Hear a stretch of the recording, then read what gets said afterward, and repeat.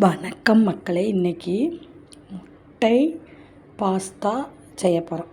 முட்டை பிரியாணி பாஸ்தா செய்ய போகிறோம். அதுக்கு எண்ணெயும் ஹெல்த்தியாக செய்கிறனால கொஞ்சம் எண்ணெயும் நெய்யும் ஊற்றிருக்கேன்.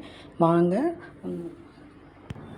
அதுக்கு 2 சின்னதாக வெங்காயம் வெட்டி வச்சுருக்கேன், 2 தக்காளி, 1 டம்ளர் பாஸ்தா எடுத்து வச்சுருக்கேன், 3 முட்டை வச்சுருக்கேன்.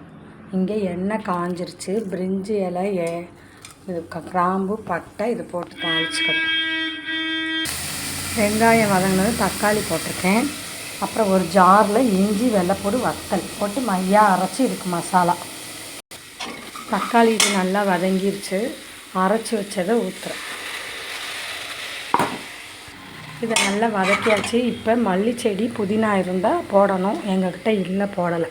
அப்புறம் நம்ம எடுத்து வச்சுருக்க பாஸ்தாவை இதில் போட்டு அப்படியே போட்டு கிண்டிட்டு 2 டம்ளர் தண்ணி ஊற்றி விசில் வைக்கணும். இந்த 2 டம்ளர் தண்ணி ஊற்றி இது பண்ணியாச்சு. இப்போ இதில் அப்படியே முட்டை உடச்சி ஊற்றிடணும்.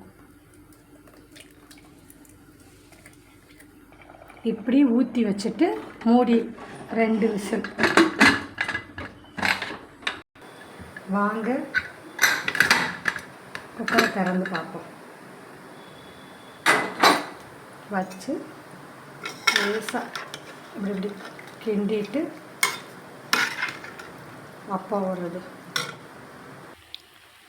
இந்த நல்லா இப்படி வந்துருச்சு. நாங்கள் டேஸ்ட் பார்த்துட்டோம், சூப்பராக இருக்குது. இது லஞ்ச் பாக்ஸ் ரெசிபி. என்னைக்காவது பிள்ளைய கேட்கல சூப்பராக இருக்குது. நீங்களும் ட்ரை பண்ணுங்கள். முட்டை பிரியாணி பாஸ்தா. இது ஹெல்த்தி வீஸ்ட் பாஸ்தா.